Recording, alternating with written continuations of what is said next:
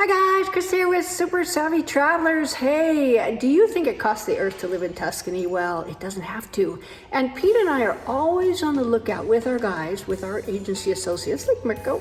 We're always on the lookout for high value properties. And they may not be the cheapest, but they may not be the most expensive. This one is a really great value because guess what? It's right outside the historic center. Now, the historic center is lovely and it's very romantic to think of life there, but sometimes it's just more comfortable to be in a more modern apartment for whatever reason.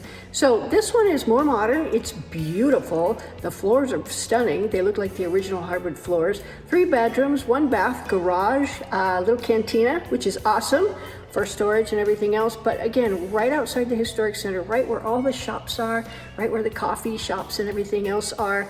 It's a really great location and it's a very pretty apartment. Take a look.